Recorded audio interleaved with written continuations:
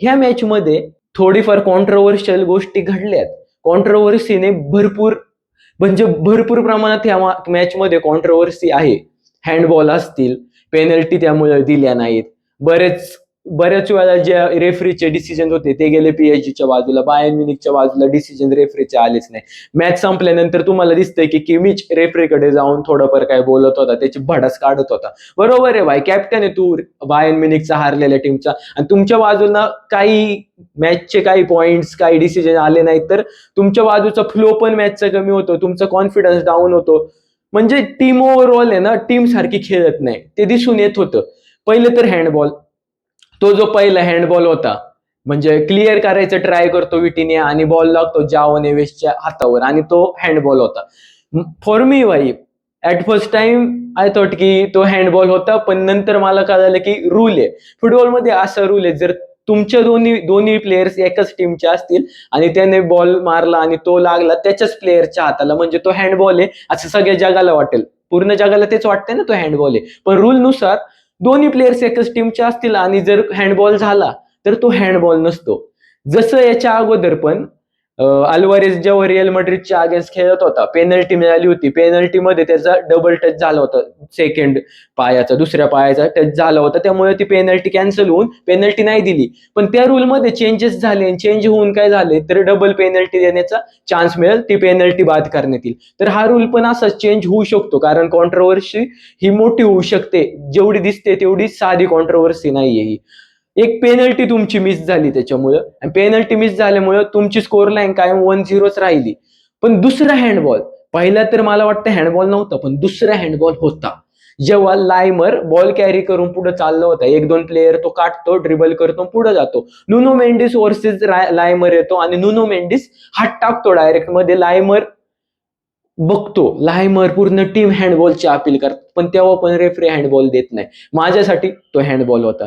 तो जर हँडबॉल दिला असता, जर नुनो मेंडिसने हातमध्ये नसता टाकला, पुढे कोण होता, ओलिसे, लायमर पास कोणाला करत होता, ओलिसेला, ओलिसे 1v1 मध्ये आला असता, ओलिसे गोल मारण्याची काबिलियत ठेवतो आणि तुम्हाला माहिती ओलिसे गोल मारतो, त्याच्यामुळे मला वाटतं कुठेतरी आहे ना त्यांची गोल ऑपॉर्च्युनिटी मिस झाली होती. तुम्ही जर त्याला येलो कार्ड दिलं असतं परत हँडबॉलसाठी नुनो मेंडिसला, तर लक्षात ठेवा मॅचचा 29वा मिनिट सुरू होता, नुनो मेंडिस पहिल्यांदाच येलो कार्ड होता, second yellow converts into red, आणि नुनो मेंडिसला मॅच मधून बाहेर जायला लागलं असतं. 10 वर्सेस 11 अशी मॅच झाली असती, आणि 11 बायर्न म्युनिकचे प्लेयर वर्सेस 10 पीएसजीचे प्लेयर्स. बाई, लेट बी ऑनेस्ट, जर 11 प्लेयर बायर्न म्युनिकचे, तुम्ही बायर्न म्युनिकच्या विरोधात रेड कार्ड घेऊन जिंकू शकत नाही, ते पण 30 मिनिटवर, म्हणजे तुमच्या हातात 60 मिनिट मॅच मध्ये वापस यायला आणि जिंकायला. तर मला तर कुठेतरी वाटतं की बायर्न म्युनिक रॉब्ड झाली आहे बायर्न म्युनिक. मी मोठी गोष्ट बोलतोय, पण मी बायर्न म्युनिक फॅन नाही, पीएसजी फॅन नाही. रेफरिंग क्वालिटी आहे ना आता खाली खाली चालली. युसीएलनी, फिफानी याच्यावर लक्ष घातलं पाहिजे. वर्ल्ड कप मध्ये असं दिसलं नाही पाहिजे भाई. हा तर युसीएलच्या गोष्टी, वर्ल्ड कप मध्ये असं झालं तर खूप मोठ्या स्तरावर ही कॉन्ट्रोवर्सी होऊ शकते. ह्या दोन गोष्टी बाजूला ठेवून तिसरी गोष्ट, जेव्हा कॅरी करतो बॉल सेकंड हाफ मध्ये, if I am not wrong, Luis Diaz ball carry करतो, ड्रिबल करून लिंकअप प्ले करण्याचा ट्राय करतो मुसियाला बरोबर. मुसियाला तो पास देतो, मुसियाला फ्लिक ओव्हर करून परत बॅक पास देतो आपल्या लुईस दियासला. लुईस दियास रन मध्ये असतो, लगेच बॅक पास आलेला असतो, गोल मारला असतं त्याने. पण त्याच्यामध्ये येतो यांचा एक डिफेंडर, बेराल्डो काहीतरी नाव आहे त्याचं, लुकास बेराल्डो, त्याच्या पाथ मध्ये येतो लुईस दियासच्या. जर लुईस दियास इथून येतोय, त्याचा पाथ हा बेराल्डो कव्हर करतो, मग लुईस दियास त्याला धडकणारच आहे भाई. तिथून लुईस दियास वाचूच शकत नाही त्याला धडकण्यापासून. आणि मग लुईस दियास बरोबर जसा कॉन्टॅक्ट होतो, लुईस दियास फाऊल घेणारच ना. कोणता प्लेअर ट्राय करेल की फाऊल नको घ्यायला, त्याच्यापासून बॉल लांब राहिलाय तर कोणताच प्लेअर तसं करणार नाही. फुटबॉल प्लेअर आहे तुम्ही तेच करणार, उडीच मारणार आहे आणि फाऊल घेणारच. लुकास बेराल्डो बॉल कडे गेलाच नव्हता, तो सरळ सरळ लुईस दियासच्या समोर येऊन उभा राहिला. असं करतोय भाई, मी काय केलंच नाही, मी मध्ये आलोच नाही. It's football. आणि रेफरी लगेच म्हणतोय भाई फाऊल नाही, चला खेळा.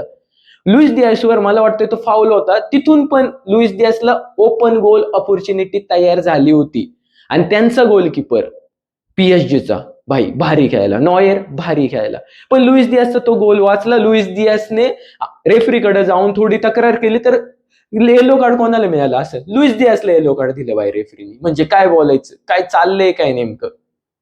तर कॉमेंटेटर एक महिला होती, ती काय बोलते, Luis Diaz run into him, म्हणजे त्या प्लेअर मध्ये लुईस दियास पळाला, तो प्लेअर जर त्याच्या पाथमध्ये आले तर Luis Diaz run into हिमच मोमेंट होणार आहे ना. म्हणजे साधा कॉमन सेन्स आहे. आणि इट वॉज अ फाऊल. तिथं जर फ्री किक मिळाली असती बायर्न म्युनिकला तर गोल मारल्या मारल्या मोरल वाढतं प्लेयर्सचं, टीमचा स्पिरिट वाढतं जिंकण्यासाठी, कॉन्फिडन्स वाढतो. तिथून कॉन्फिडन्स वाढला असता आणि हॅरी केननी जसं लास्ट मिनिट गोल मारलाय, 1-1च्या ऐवजी 2-1 सिच्युएशन झाली असती. आणि 2-1 झाल्यामुळं मॅच बायर्न म्युनिक जाऊ शकत होती, मॅच ओव्हर टाइम मध्ये जाऊ शकत होती, पेनल्टीज मध्ये जाऊ शकत होती. आणि यू डोंट नो भाई, काही पण होऊ शकत होतं. आज बायर्न म्युनिक फायनल मध्ये आपल्याला दिसली पण असते. पण ह्या कॉन्ट्रोवर्शियल गोष्टी बाजूला ठेवू, मेन मुद्द्यावर येऊ. Congratulation each and every PSG fan and PSG team. भाई पीएसजीनी बायर्न म्युनिकला हरवलेला आहे त्यांच्या स्टेडियमवर. म्हणजे मॅच 1-1 मध्ये ड्रॉ झाली, पण ऍग्रिगेट स्कोर लाईन वरून पीएसजी पोहोचलेली आहे चॅम्पियन्स लीगच्या फायनल मध्ये कन्झिक्युटिव्हली. आता सेकंड इयर आहे त्यांचं चॅम्पियन्स लीगच्या फायनल मध्ये. मागच्या वर्षी फायनलला गेली होती पीएसजी, फायनल मध्ये जाऊन फायनल जिंकली पण होती. या वर्षी पण त्यांना चान्स आहे. आता आर्सेनलला हारून पीएसजी फायनल जिंकते का नाही ते बघायची वेळ आली. पण Luis Enrique, what a manager भाई, what a manager Luis Enrique.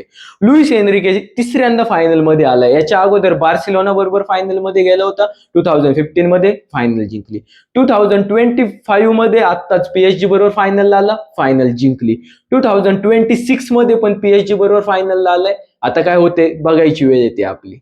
मला तर वाटतंय जेव्हा जेव्हा लुईस एनरिके फायनल मध्ये पोहोचलाय, फायनल तो जिंकलेला आहे. पण हे लवकर होईल की आपण म्हणून टाकू आर्सेनल पूर्ण 0 आहे, पीएसजी जिंकणार. कारण तुम्ही आर्सेनलचा डिफेन्स जर बघितला, फक्त 6 गोल्स कन्सीड केले त्यांनी युसीएल मध्ये, पूर्ण युसीएल रन मध्ये. Mikel Arteta one of the best manager, one of the best footballing mind आहे, जो डिफेन्सिव्ह खेळवतोय. हराम बॉल असो काही असो त्याचं घेणं देणं नाही. मॅच जिंकणं, मॅचचा रिझल्ट आपल्या बाजूने लागणं महत्वाचं असतं. आणि Saliba, Gabriel one of the best defenders आहे. पण इकडं पण क्वारात्स्केलिया, डेम्बेले, डुए, बार्कोला असे अटॅकिंग प्लेयर्स आहेत पीएसजी कडे पण. पीएसजी वर्सेस बायर्न म्युनिचची मॅच जेवढी महत्वाची होती, जेवढी सगळ्यांची एक्सपेक्टेशन होते, आज परत 4 गोल होतील, 5 गोल मारतील, 9 गोल्स ओव्हरऑल मॅच मध्ये होतील, तसं नसतं भावांनो. ड्रीम मध्ये जगणं सोडा आणि रिअल लाईफ फुटबॉल बघा. रील्स वरून फुटबॉल बघणं सोडून द्या. विषय आहे ती मागची जी फर्स्ट लेग होती त्याच्यामध्ये 9 गोल्स मारले दोन्ही टीम्सने मिळून. पण तसं फुटबॉल चालत नाही कायम. पण ह्या मॅच मध्ये फक्त एक गोल झालाय, तो पण हॅरी केनचा लेट गोल आला होता. गोल फ्रॉम पीएसजी 3 मिनिटवर मॅच स्टार्ट झाली नाही, 3 मिनिटवर गोल येतो पीएसजीचा. सगळ्यांनी एक्सपेक्ट केलं होतं पीएसजी गोल मारणार, बायर्न म्युनिक गोल मारणार, परत पीएसजी गोल कमबॅक करून मारल, बायर्न म्युनिक परत कमबॅक करून मारल. पण मॅच झाली 1-1. पीएसजीचा तो पहिला गोल होता कोणी क्रिएट केला? क्वाराडोना, ख्विचा क्वारात्स्केलिया असा प्लेयर आहे ना भाई, जो अंडररेटेड आहे. तुम्ही त्याच्याकडे लक्ष देत नाही, कोणालाच माहित नाही ख्विचा क्वारात्स्केलिया करतोय काय. सगळ्यांची नजर ओलिसे, लमिन यामाल, डिझायडोए, डेम्बेले अशा मोठ्या प्लेयर्स. रॅशफोर्डला लाईमलाईट भेटते बाय. रॅशफोर्डला पण विषय होतो की रॅशफोर्डकडे नजर आहेत लोकांच्या, पण क्वारात्स्केलियाकडे कोणच बघत नाही. म्हणजे ना तो शॅडो झाला ह्या सगळ्या प्लेयर्सची. पण आपल्याला माहिती, मला माहिती क्वारात्स्केलिया काय चीज आहे. सगळे ड्रिबल. एक गोष्ट लक्षात ठेवा, युसीएल मध्ये 10 गोल्स कॉन्ट्रीब्युशन आहे त्याचं. ख्विचा असा प्लेअर आहे जो एक्सप्लॉइट करतो स्पेसेसला, ड्रिबल करतो 2-3 प्लेअर आणि असे पास टाकतो कठीण पास ज्याने गोल होतात. 3 मिनिटवर ख्विचा क्वारात्स्केलिया कॅरी करतो बॉल कॅरी करत पुढे आला होता. त्यांनी लगेच पास नाही दिला डेम्बेलेला, थांबला. त्यांनी बघितलं डिझायडोचे रन येते, तो लेफ्ट साइडला गेला, त्याला उपमेकॅनो कव्हर करत होता. पण ख्विचा क्वारात्स्केलियाने बरोबर पास, एकदम वेटेड पास दिला, त्या टायमिंगला पास दिला डेम्बेलेला. डेम्बेलेची पण तारीफ आहे की डेम्बेलेने फक्त रन घेतलं नाही, तर डेम्बेले थोडा थांबला, स्वतःला रिपोझिशन केलं आणि मागं आला, थोडा पोझिशन मध्ये आला स्वतः.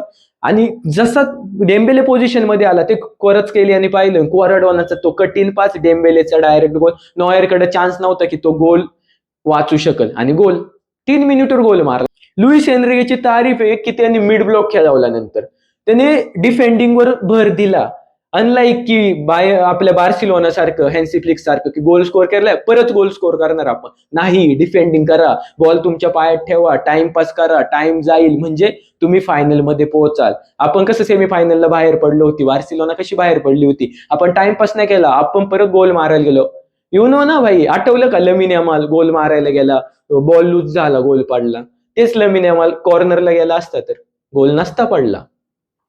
आता झालं असतं, केलं असतं, याच्यावर फुटबॉल चालत नाही. म्हणून पीएसजी फायनल मध्ये तर पोहोचलेली आहे.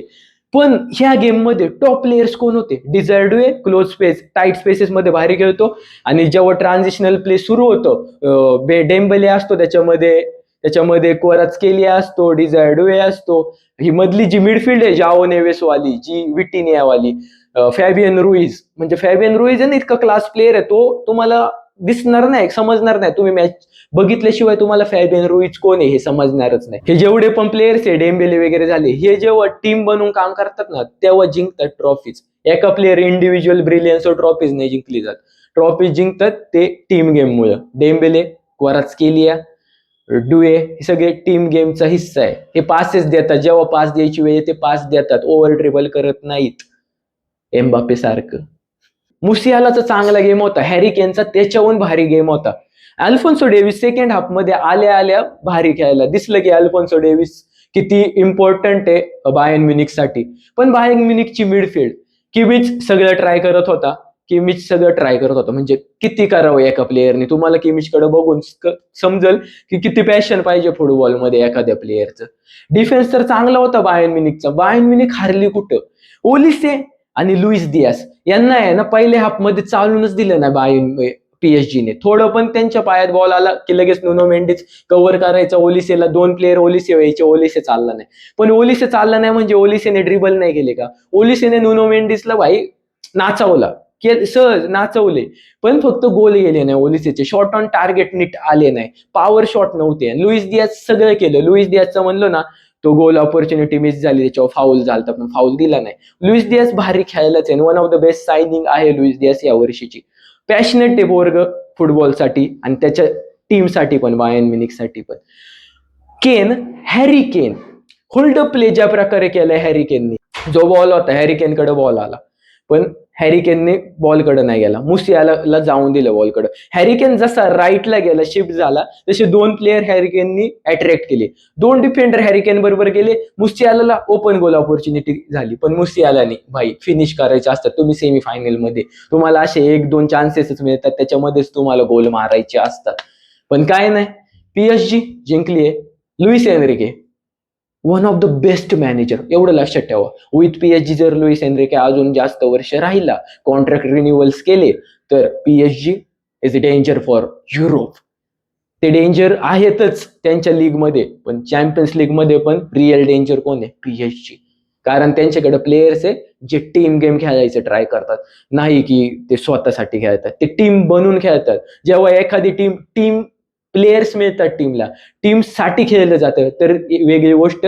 आणि जर टीम प्लेयर साठी खेळायला लागली तर मग तुम्ही ट्रॉफीज नाही जिंकत. तुम्ही तुमचे प्लेयर्स टीम साठी खेळले पाहिजे की टीम्स प्लेयर्स साठी खेळले पाहिजे? नाही भाई, प्लेयर्स टीमसाठी खेळले पाहिजे. हे दिसून येतं डेम्बेलेवरून. डेम्बेलेने स्टोरी लावली आहे गावीची, की सगळ्यांना वाटत होतं भाई याला फुटबॉल नाही खेळताय, तुम्हाला काय माहिती, तुम्हाला क्ल्यू नाही की मला फुटबॉल खेळता येतो. डेम्बेलेने ही स्टोरी लावली गावीची, याच्यावरून दिसतं की ती फ्रेंडशिप डेम्बेलेची आणि गावीची स्ट्रॉंग आहे भाई. कोण नाही लावत अशा स्टोरीज वगैरे. सेकंड हाफ मध्ये भारी खेळायला नॉयर, फर्स्ट हाफ मध्ये पण नॉयर भारी खेळायला. जो गोल येत होता डिझायर्ड व्हायचा सेकंड हाफ मध्ये, नॉयरचा काय सेव्ह होता, म्हणजे 40 वर्षाचा माणूस आहे, म्हातारा आहे डायरेक्ट, त्यांनी सेव्ह केलेत भारी भारी. फर्स्ट लेग मध्ये नॉयर चालला नाही मान्य, सेकंड लेगला त्यांनी करून दाखवलं. का? तो मॅन्युअल नॉयर आहे, टाइमपास नाही एखाद्याला गोट म्हणलं जात. मॅन्युअल नॉयरचा तो जो सेव्ह आला होता ना, जाओ नेवेसला एक वरून बॉल येतो विटेनियाचा, जी फ्री किक मिळालेली असते विटेनियाला, जाओ नेवेस हेडर घेतो आणि नॉयर थिंग्स भाई, नॉयरने केलं सगळं. लायमर मध्ये ना, म्हणजे ती पोटेन्शियल आहे लायमरचं, ते पोटेन्शियल आहे का तो आहे ना, पॅशनेट आहे त्याच्या क्लबसाठी, तो काही पण करू शकतो टीमसाठी. लायमर जपा झालाय काल ग्राउंड, जातो येतोय, त्याला म्हणतात टीम प्लेअर. लायमर हॅट्स ऑफ भाई. लायमर कडनं लय चान्सेस क्रिएट करत होता तो, पण त्याने ते चान्सेस क्रिएट केलेले लास्टला गोलमध्ये कन्वर्ट नाही झाले. सॉरी टू से, पण बायर्न म्युनिकचा चांगला गेम होता, फक्त त्यांनी कन्व्हर्जन रेट त्यांचा कमी होता म्हणून वाटतंय की बायर्न म्युनिक बाहेर गेली. दोन्ही टीम्स ट्रेजर होत्या. ठीक आहे, बाहेर गेले, काही नाही, पुढच्या वर्षी येतील, परत खेळतील. बार्सिलोना पण येईल परत खेळायला, रिअल मॅड्रिड येईल खेळायला. असंच चालतो, यालाच तर फुटबॉल म्हणतात. फुटबॉल एन्जॉय करा मित्रांनो.